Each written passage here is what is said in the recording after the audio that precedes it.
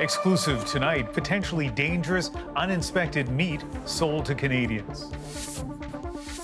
The makeshift slaughterhouse in a residential garage.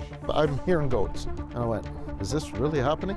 Like it was a massacre. It was parts everywhere. A CBC News investigation uncovers a growing problem and deepening concern.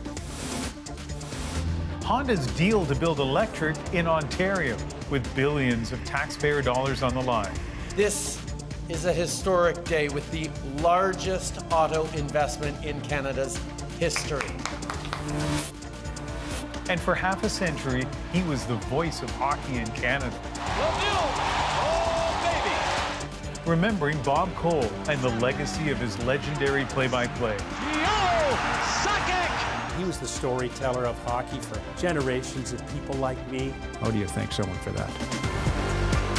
From CBC News, this is The National with Ian Hennemensing. And we begin tonight with the CBC News investigation and growing concerns over meat sold on the black market, prepared in unsanitary conditions, makeshift slaughterhouses making its way to consumers. Some of this meat is sold at a fraction of the market price through social media, and sometimes from animals that have been stolen. Terry Reith is breaking this story for us tonight. His investigation looks into what could be a growing health risk, but he begins with one man's disturbing discovery in the garage next door. Yeah, I'm hearing goats. It was a Saturday morning Is this really happening? when John Boss found a makeshift slaughterhouse in the garage next door. Like it was a massacre. It was parts everywhere. He says several goats had fled the garage and bolted into the alley. Several others were found alive in the garage. Edmonton police investigated, then closed the case without filing charges for reasons they have not explained.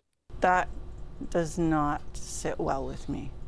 Lynn McMullen is a meat microbiologist. No. She says meat from harvested in animal into back the alley organism. abattoirs is a threat to public health. The health risk, well, you could have animal disease in there, number one. Tainted meat could contain E. coli, don't know, listeria, because a lot of and a these host cases of are other sporadic. foodborne illnesses that can make people sick, and without inspections may slip through the system. It scares me because they don't know where that meat's coming from. They don't know that care has been taken in how the animal is killed. It's also sold directly to restaurants and commercial kitchens. Buying illicit meat cheaply cuts costs. Late last week, the RCMP and Alberta Health Services closed 6 grocers, a catering company, and a distribution warehouse as part of an investigation into the illicit meat trade. I think it's a very serious, big deal. This risk management consultant says uninspected meat entering the Canadian food chain also poses a threat to international trade and the red meat industry overall, the way mad cow disease, or BSE, did in the early 2000s. This meat's untraceable. It is going to have a severe impact, just as BSE did, if it gets out that we have uninspected meat commingled with inspected meat. This food safety expert says the rising cost of meat is driving the underground market. We don't hear much about these cases, unfortunately, in Canada, but I do believe that there are several of them in this country, happening probably right now. Terry, as you've been working on this investigation, what more have you learned about where this meat is coming from? Well, Ian, sometimes it is stolen directly from farmers' fields. Alberta recorded 50 cattle thefts last year, Saskatchewan 34. Oftentimes that includes multiple cattle stolen all at the same time. Now, other times this meat is purchased at auction or directly from farmers. Then it is taken to these makeshift slaughter facilities, and then that meat is sold directly to consumers. And what happened with that makeshift slaughterhouse that you found in Edmonton? Well, we tracked down the fellow who rented that garage, and he says that he was simply trying to help out friends who were dealing with the high price of meat. He doesn't think he was doing anything wrong, but just to be clear, any uninspected meat that is for sale or barter or even gifted has to be inspected either federally or provincially. Ian. Terry Reith in Edmonton. There's a new development tonight in the case of a Quebec family. They never received their father's body after he died vacationing in Cuba. And tonight they say his remains are in Russia. Faraj Ajour died of a heart attack just over a month ago in the resort town of Varadero. His family paid the Canadian government $10,000 to have his remains brought home through a Cuban agency. But the body that arrived at the funeral home wasn't his, and authorities couldn't tell them where their father was. Alison Northcott has been a reporter on this story, and Alison, you just spoke to the family tonight. Yeah, Faraj Ajour's two children say the Canadian government told them their father's body is in Russia and that he's been buried.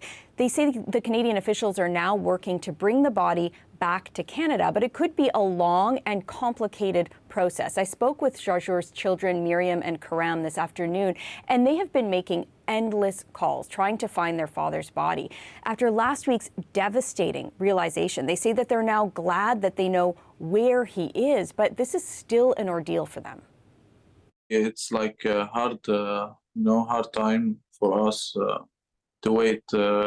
We need to wait like more time now, because it's like the situation is complicated now, because they're gonna talk with the government. It's like protocol. The Cuban government has apologized for what its Foreign Affairs Minister called an unfortunate incident. And the family also says it's in direct contact with the Minister of Foreign Affairs. They told me they've spoken with Melanie Joly and that they're now getting daily updates from the government. Ajour's funeral was supposed to be this week, but the family had to cancel it with no idea when they will be able to hold one. Alison Northcott in Montreal. In Halifax, two 14-year-olds are now charged with second-degree murder in the stabbing death of a 16-year-old boy. Well, certainly the relationship between the individuals is something that their investigators are still looking into. But at this point, with the evidence gathered and the information that they have, they don't believe that this was a random incident. A wake and funeral prayer were held yesterday for Ahmed Al-Marak, who came to Canada 8 years ago as a Syrian refugee. Late Friday afternoon, he was found injured in a parking lot at the Halifax shopping centre and later died in hospital. Police say they're not looking for other suspects. In a split decision, New York's top court has overturned the 2020 conviction of Harvey Weinstein. The court's majority saying some of the testimony was the result of an abuse of judicial discretion. Jamie Strachan now on that ruling, the reaction, and why the case may not be over. For Harvey Weinstein's accusers, old wounds ripped open after the former Hollywood movie mogul's 2020 sex crimes conviction was overturned. This today is an act of institutional betrayal. And our institutions betray survivors of male sexual violence. In a 4-3 decision, New York's highest court ordered a new trial, ruling that the judge should never have allowed women to testify about allegations that were not part of the case.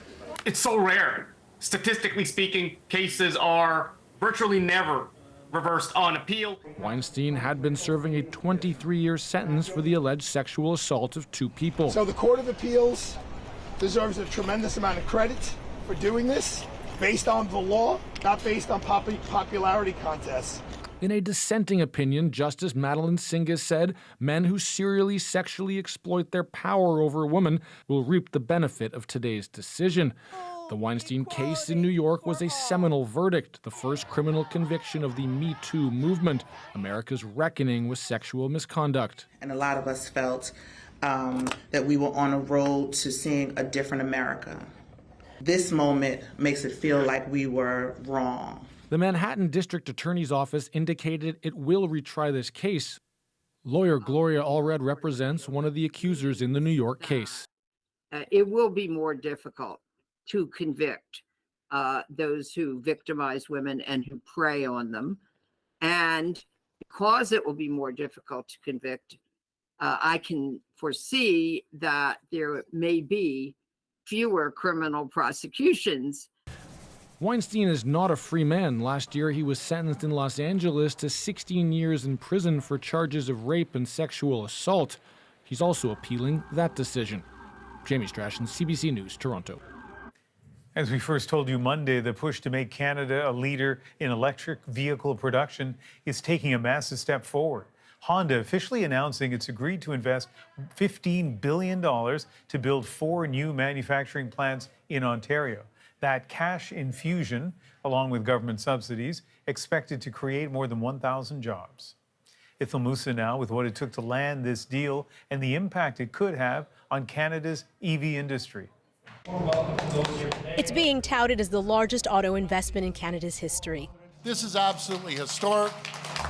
Japanese automaker Honda is committing $15 billion to build 4 new electric vehicle manufacturing plants in Ontario. The deal includes establishing Honda's first electric vehicle assembly plant, as well as a new standalone EV battery plant at Honda's facility in Alliston, Ontario. That's good news for everybody. You know, lots of work could be available. Bravo, we're doing something to save the planet. It'll be good, and there's, of course, taxes will come from the plant to help the town. The federal government and province are each contributing about $2.5 billion in investment tax credits and through various direct and indirect incentives. Canada is planning for zero emissions by 2035. So a lot of these movements need to be done. The demand will catch up eventually, but in the meantime, you have to make the investment. Already, there are promises that cash will yield results. These investments will create well over 1,000 well-paying manufacturing jobs. That growth also expected to have a positive impact across the wider community. It's the spin-off jobs, but it's the small little mom and pop shops around those facilities too that benefit from more customers. But some here want confirmation locals will be the ones benefiting. I know people that work there, but I found a lot of them are on part-time contracts, right? There's no full-time commitment. Our objective is to optimize Canadian jobs. The federal government and automakers say once the assembly plant is fully operational in 2028, it will produce up to 240,000 vehicles per year. Ithel Musa, CBC News, Alliston, Ontario. Now let's bring in senior business reporter Peter Armstrong. Peter, this comes at a time when we're hearing about struggles in the EV industry. And those struggles are real. The market is cooling, but it isn't outright declining. And as pedantic, I know, but it's a crucial distinction that sales have slowed way down from where they were this time last year, and that's showing up in the corporate earnings. Tesla's numbers were out this week. Ford, their EV unit, lost $1.3 billion in the first 3 months of this year alone. GM is scaling back production, and it's all kind of based on the same notion, right? That there are way more models available and the growth of new customers has slowed. So all of these people have more places to spread their money around, and that's eating into profitability. So when we look at huge investments like this Honda announcement, you've got companies, but governments as well, betting that the demand is going to catch up to the forecasts in spite of all the ugly data we've seen on a week like this. Let's zoom out here. How does this deal fit into the bigger picture? That's important, right? Because the feds have set a goal that every new car in Canada sold by 2035 has to be zero emission. And that may well be an ambitious target, but I think it would be a mistake to only think of this as a Canadian project. Like 88% of Canadian auto manufacturing is exported to the United States. So the viability of a project like this doesn't necessarily need that 100% adoption. And remember, in spite of all that slowing demand I was talking about, all of those automakers still believe they're going to get there. It's just a question of how steep the adoption curve is going to be. And every expert I spoke to, Ian, believes it may take time, but that the industry is going to get there. Senior business reporter Peter Armstrong. Many are sharing their memories tonight of a legendary Canadian broadcaster after news that Bob Cole has died. For decades, he carried on the storied tradition of Hockey Night in Canada, and through it all, left his mark on how Canadians saw the game. Oh my heavens! What a move! What a move! Lemieux! Oh baby! For more than 50 years, Bob Cole's voice was the soundtrack of our national sport. From Stanley Cups to Olympic gold, he helped etch the greatest moments in the game into our collective memory. Stop by Fjord! Rebound! Stop by Fjord! Another right by Fjord. Look at this Cavalier. Oh my goodness. Here comes a shot. Score. It is Joe Sakic scores. Joe Sakic scores. And that makes it 5-2 Canada. Cole died Wednesday at the age of 90, surrounded by his family at home in St. John's. It was where he got his start, doing radio play-by-play for the St. John's Newfoundland Senior League. Proud of his home province, it was so very proud of him. Hearing him call games allowed us to dream, allowed us to realize that we could achieve great heights, because you could hear it, you could see him, you could feel it, a Newfoundlander on the world stage. It was Hockey Night in Canada that gave him that stage in 1973, but he always tried to keep the game, not him, in the spotlight. Gretzky again. Centers it. Scramble in front. Gretzky scores. Wayne Gretzky starts the roll. Respected by players, here chatting with superstars Mark Messier and Wayne Gretzky, he was revered by his fellow broadcasters, who knew more than most what a rare talent he had. He had a real adherence to the 4 levels of intensity, and it made him easy to listen to, and it made him the sound of hockey. You could kind of close your eyes, and you knew what hockey was all about when you heard Bob speak. Bob Cole's excellence was marked in many ways: a Gemini Award for sports broadcasting, an induction into both the Order of Canada and the Hockey Hall of Fame. But when I spoke to him in 2018, just before he retired, he seemed almost bashful about all the attention. When we think in terms of the Bob Cole legacy, what do you hope people think about? That whoever is tuned in today is enjoying the game. And never mind me or whomever broadcasting, enjoy the game. And I'm trying to pass the message along to the viewers that I am enjoying the game. Done my job.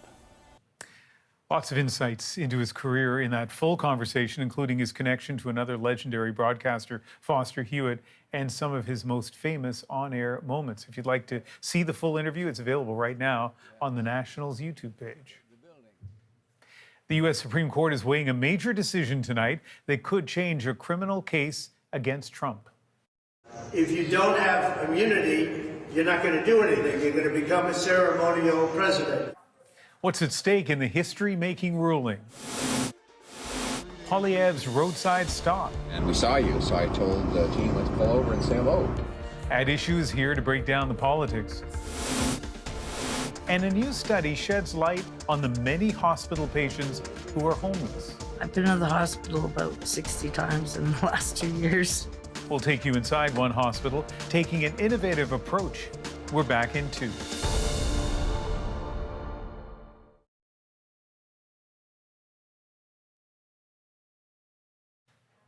The United States Supreme Court is deliberating about a landmark case that could have major implications for Donald Trump and the presidency itself. The central question is about immunity. Chris Reyes now with the arguments about whether the president is above the law. These protests are a snapshot of the searing attention on the Supreme Court as it rules on a historic case that could forever change presidential power in the U.S. Our country's on the line. The crowd gathered outside. Oral arguments happened inside over Trump's immunity claim for alleged criminal acts committed while in office that accuse him of trying to overturn the 2020 election results in connection with the January 6 Capitol riots. At the heart of Trump's defense that he was just doing his job as president. For 234 years of American history, no president was ever prosecuted for his official acts. Without presidential immunity from criminal prosecution, there can be no presidency as we know it. But the justices pressed on that point. If there's no threat of criminal prosecution, what prevents the president from just doing whatever he wants? Just to clarify this, the president's not above the law. The president's not a king. If the Supreme Court rules in Trump's favor, it could send the election interference case back to a lower court and further delay a trial beyond the November vote. Government lawyers aim to convince the justices of the dangerous consequences of siding with Trump. This court has never recognized absolute criminal immunity for any public official. His novel theory would immunize former presidents for criminal liability for bribery, treason, sedition, murder. From a different courthouse, Trump griped about missing the hearing because of his hush money criminal case in New York. If you don't have immunity, you're not going to do anything. You're going to become a ceremonial president. The 9 justices, including 3 appointed by Trump, will make history with their ruling. You also appreciate that we're Yes. writing a rule for Yes. the ages. And for the future of its highest office. Chris Reyes, CBC News, New York. A new transitional government in Haiti is now sworn in after a secret ceremony in Port-au-Prince. The 9-person council will take over for former Prime Minister Ariel Henry. His resignation comes as the country is facing a coordinated assault by powerful gangs, which began intensifying months ago. In anticipation of this move, a prominent gang leader has already publicly warned the new government to brace themselves. From Gaza tonight, the heartbreaking end to a story shared around the world. This past weekend, a little girl was born, delivered from a woman killed in an Israeli airstrike. And as doctors fought to save her, there was hope she could survive. Margaret Evans has her story. This is a child of Gaza, orphaned even before she left her mother's womb, before she could be named or know even for a moment how it felt to be wrapped in the arms of a loving parent. They are now wrapped in body bags, killed in an Israeli attack in Rafah last Saturday, along with their other daughter who wanted them to name her new sister Ro. It means soul.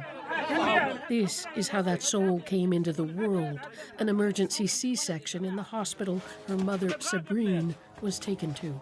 The mother arrived to certain death, says Mohammed Salama, head of neonatal intensive care at the Emirates Hospital in Rafah. Thank God we managed to get the baby out. Her tiny body clearly struggled to draw breath. Earlier in the week, her uncle, Rami al-Sheikh, buried her parents and her sister. What is their fault, he asks. A whole family wiped from the civil registry, and the only survivor, a small baby girl. But not for long.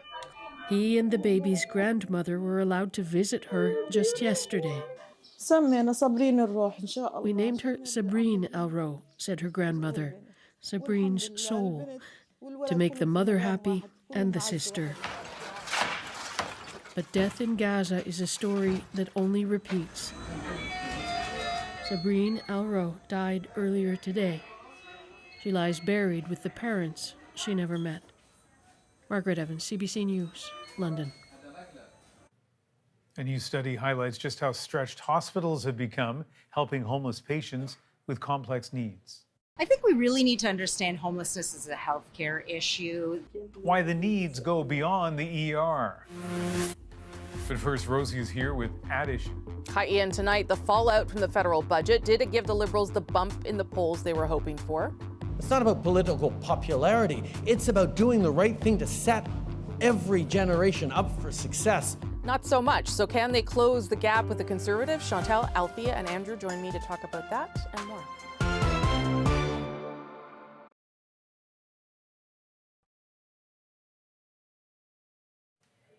Tonight, we have the first comprehensive national look at the many hospital patients in this country who are also experiencing homelessness. Lauren Pelly shows us one program in Toronto trying to help. Mickey Ball is a regular face at this Toronto hospital. I've been to the hospital about 60 times in the last 2 years. All while she was living in a park downtown. She says being homeless took a toll on her health, from breathing issues to a mild heart attack. I've been here for a lot of reasons, you know.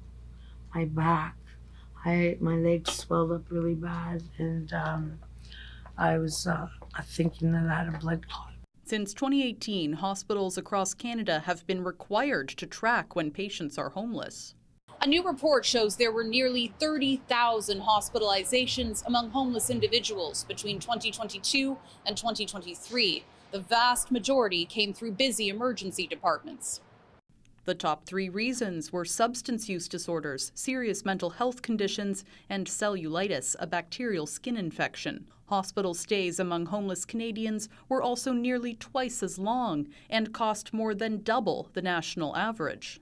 They may have very serious conditions. They are also in hospital for a longer period of time. And because there may be challenges to discharge that patient to maybe a more appropriate care setting. The outreach team here works with patients like Ball to help them find a place to live. This is my home sweet home for my husband. But the team says without enough shelter spaces or affordable housing options in Canada, those success stories don't happen often. Up until today, it's been months and months since we've actually secured a shelter for somebody. When there is no shelter space, they come to us. This physician says housing investments could also benefit Canada's strained healthcare system.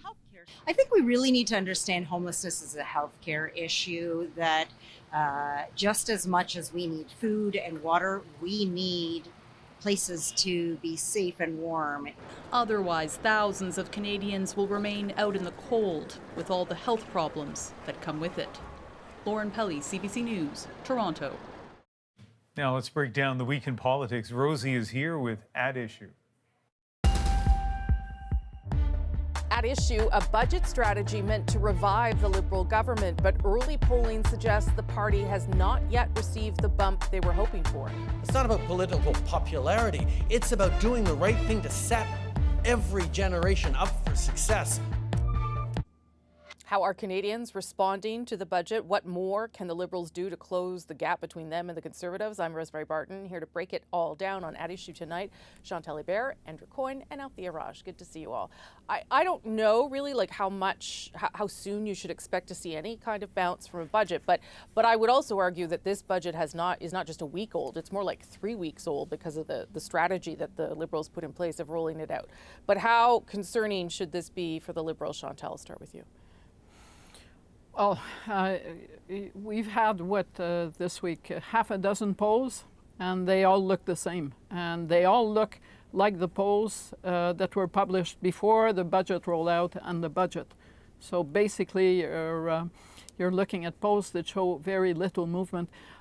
If I were in a Liberal war room, I would ask myself whether Canadians have just tuned out the Prime Minister and the Liberal message and its messengers. I've also noticed that in the background to all of this budget rollout, there's been quite a bit of talk and interest in something called leadership maneuvers. Dominique Leblanc got written up in the Globe, in the Globe column. Mark Carney seems to have a lot of speaking engagements to Liberal crowds. So put together, what that tells me is there are more Liberals today looking at the polls and thinking to themselves, Justin Trudeau may be doing things that people approve. There's support for the housing chapter, for instance, but we need a new messenger because he's lost his audience. So, I mean, some of this, as Chantal says, Andrew, some of the polls do suggest that Canadians like pieces of what they're hearing from the Liberals. But I also wonder, do we think that Canadians are paying attention at all? Is this also like about, it's just not what Canadians are spending time talking about right now? Well, the Liberals went to great lengths to make them pay attention. So that 2 or 3 week, effectively, election campaign that preceded the budget was not that was not usual. So they were clearly banking on something coming out of this. They were betting a lot on it, and I don't think they can now turn around and say, oh, well, we didn't expect to do very much out of this budget. They were hoping. Yeah. Now, it's granted that's not always the case, and it may be, as Chantal said, that the Prime Minister as salesman now, and perhaps the Finance Minister as well, is simply not connecting with Canadians. The approval rating or disapproval rating I saw in one of the polls for the Prime Minister was 66%. That's getting into last days of Mulrooney territory. But also, I think even the message, at a time when people are very concerned about inflation and affordability, and when the message coming out of the opposition thing has been that is connected to higher spending, bigger deficits, to come in with essentially unchanged deficits, more spending is not necessarily, I think, plugging into the public mood. When people are, I think also don't necessarily equate higher taxes with fairness. I think there's some polling data on this. that they see this as not necessarily good for the economy. I saw a couple polls on the specific thing of the capital gains tax, which I really think the Liberals were hoping to set the woods on fire with. And it was a plurality in one poll thought it was a good idea, a plurality in another poll thought it was a bad idea, but certainly not the kind of big, overwhelming, yes, stick it to the rich type of a message that I think they were hoping to get from the public. So does this mean that it's all over for them? No, but they're running out of bullets. They're running out of chances to connect with Canadians in the limited time that's left before the next election. Althea?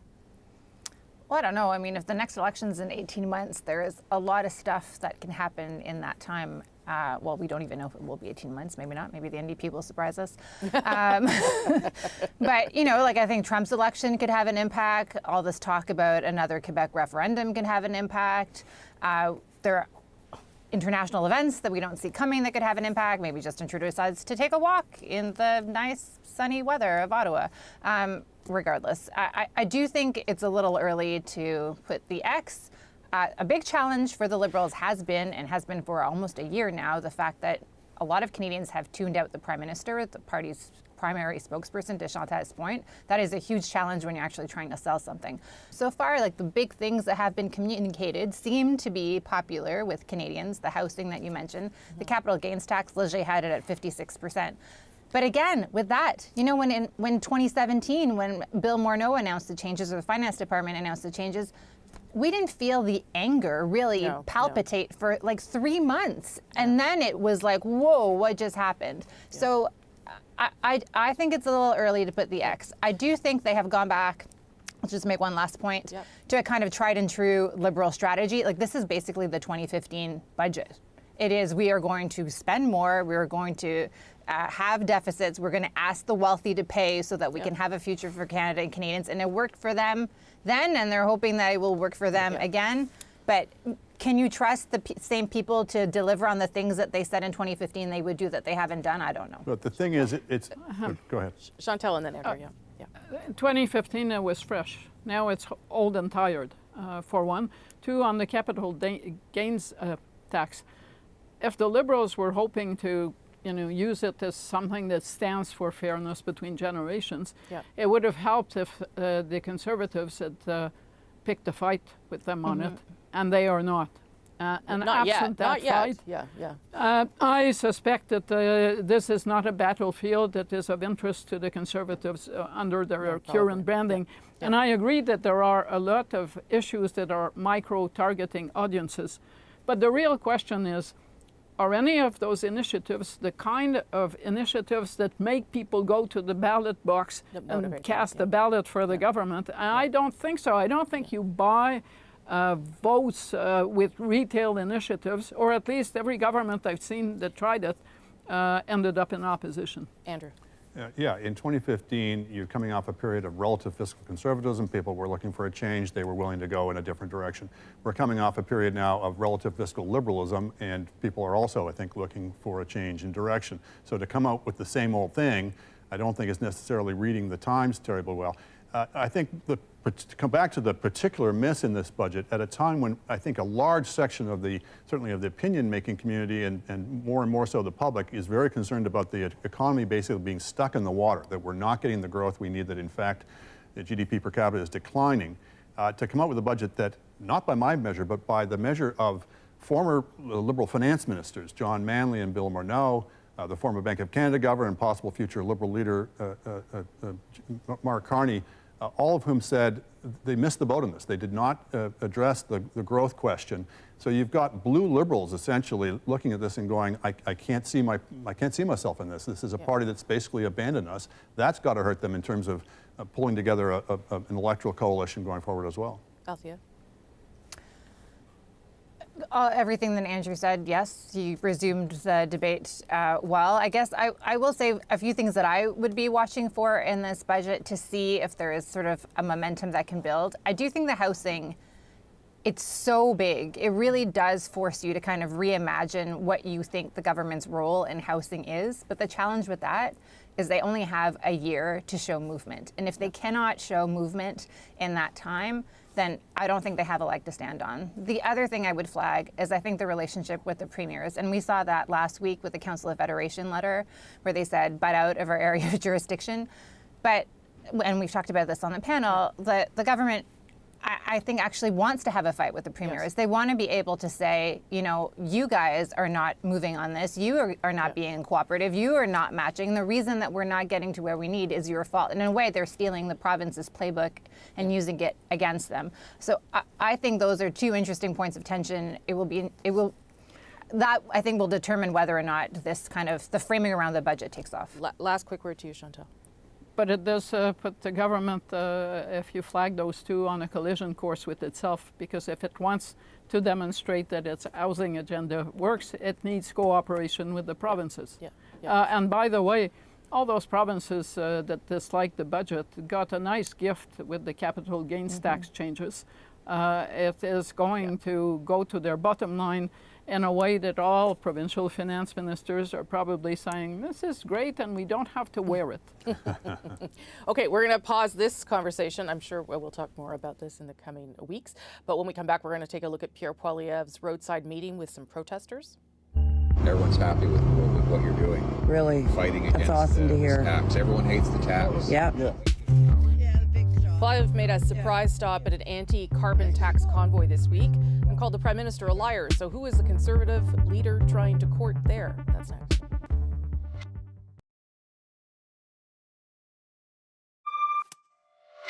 Pierre Poilievre is facing criticism for meeting with carbon tax protesters who seem to be tied to extremism. We saw you, so I told the team, let's pull over and say hello. The Prime Minister says Poilievre is stoking division and fear for his own gain. Really shows that he will do anything to win. So what's to be made of Poilievre's pit stop with protesters? How will it play out for him politically? Here to break it down some more, Chantal, Andrew, and Althea. Althea, I'll start with you because you wrote about this. Well, you combined both of our topics nicely in a column, but I'll start with you because that was where you started. What do you think this meeting does for Pierre Poilievre, for good or for bad? I think it was an error in judgment that the Conservative leader showed. You almost get a sense from the video that he seems to recognize that, oh, what did I walk into? What bothers me about this video is not that he stopped to talk to people who might have been involved with things that he should not want to be involved in. At one point, frankly, he says, oh, so when I axed the tax, because this is an encampment that is apparently they're protesting the tax, but some of the same people have been involved in protesting COVID vaccine mandatory vaccination. He says, when I axe the tax, you guys will be able to go home, because they've been sitting there for, at the time, 23 days living in their car. And one of the women says, oh, how soon will that be? Clearly she wants to be able to go home. And he doesn't tell her to go home. Like, if you care about people and alleviating suffering, you should tell people that you will axe the tax, and it doesn't matter if they are living in their car at the side of the road or not, or if they're at home in their warm bed. It doesn't matter. Chantal, what did you make of the encounter? Well, I understand the temptation to go shake hands with people who seem to be fellow travelers on what you have made your main slogan, axe the tax, except that what drew Mr. Poilievre's attention were the axe the tax flags, but also there were a number of Trudeau flags, which have become common. There were enough of them that they wanted him to take a picture with that backdrop, and he wisely chose to have his picture taken with a different backdrop. But I was trying to think, I've covered a number of opposition leaders who became Prime Minister: Brian Mulroney, Jean Chrétien, Stephen Harper, Justin Trudeau. I don't think any of them would have made a stop or a detour if they'd seen flags that said F whoever was the Prime Minister of the day at that point. It becomes a matter of civil discourse and a matter of principle, and I think on that it was an error in judgment. I mean, there was obviously, Andrew, some notion about appealing to the argument that he is making against the carbon tax, and to a segment of the population that he has met before. This group is sort of self-describes as a convoy, and certainly shared some of the views of the convoy that was here in Ottawa that Conservatives went out and met with as well. Yeah, at some point he has to decide whether he's running for prime minister or running for opposition leader. You're 20 points ahead in the polls. At some point, do you start to consolidate? Do you start to bring people in rather than telling people who you don't like? And this is certainly still appealing to the same strategy of whipping up emotions and then playing to resentments and fears. Yeah. I wouldn't make too much of it. I think people, there was a Diagolon patch somewhere scrawled on the side of the thing. I don't imagine he wants much to do with that group, particularly after what they said about his wife last year. But it's the same. There's a context, though, to this, which is, hanging out with the lawless mob that occupied the streets of Ottawa was probably the low point. But also, some of the kookier stuff with the World Economic Forum, et cetera. It's winking at that audience, that group, the People's Party voters, saying, well, you can stay inside the tent.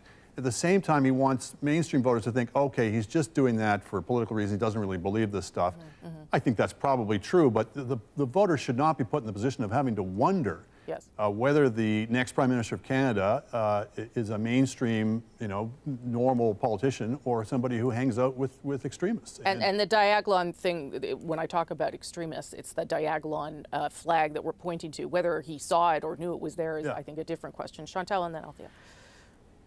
Yes, fair question. With Mr. Poilievre have detoured to stop and have a talk with people who were demonstrating for the climate. Yeah, I know you know the answer to that.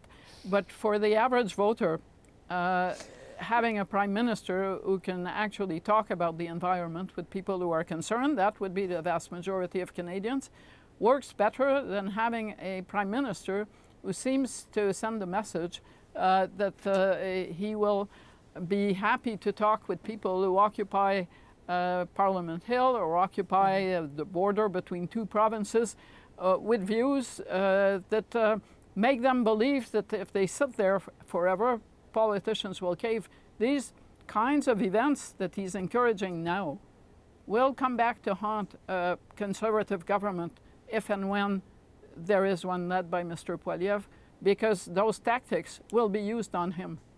Yeah, and I thought your starting point, Althea, in the column, which others have mentioned, is why do something like this when you're 20 points ahead? Like, you don't have to pull over and talk to everybody on the street. You just don't have to.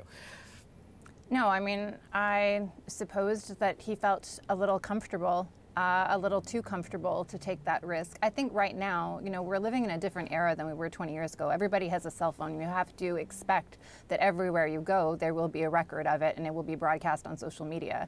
And you don't know what you're entering. And that's not just for this group of individuals that are protesting the carbon tax. You don't know that about any type of protest. And you should be very careful about where you go and what symbols might be there and who you're associating with if you don't know who these people are.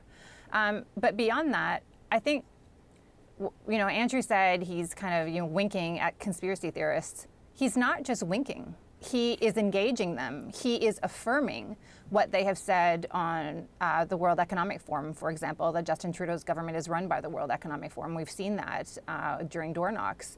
And placating, encouraging people who, frankly, are detached from reality is not the kind of leadership that we should expect for somebody who wants to be the Prime Minister of the country. Thank you all very much. Good conversation. With that, I'll send things back to Ian, and he is in Vancouver. Coming up next, Bob Cole's legendary calls.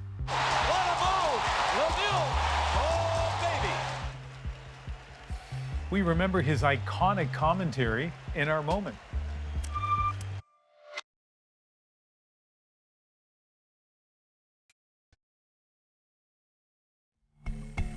For half a century, Bob Cole was Canada's voice of hockey, a fixture on Saturday nights and a soundtrack to some of the biggest games in the sport's history. His lively calls made him a favorite among fans and players, and tonight we want to take another look at some of those iconic moments. We hear from Bob in his own words. Good evening, everybody. Here comes a shot. Score! How about that? Oh, baby! Capacity crowd here again on a Saturday night. And here it is. Wayne, my boy. Hurry on! Scores! Can you believe it? And oh, baby, look at this. They're going home. Yeah, they're going home. Around the net. Waiting. He's open. Gilmore! And he's won it. How about that? Here's Joe Sakic. Scores! And that makes it 5-2 Canada. Surely that's got to be it. The Stanley Cup 2001 Colorado. The center penalty coming up. Look at Lemieux. Oh, my heavens. What a goal. What a move. Lemieux. Oh, baby. Whoever is tuned in today is enjoying the game. And never mind me, enjoy the game. This has been an unbelievable turn of events.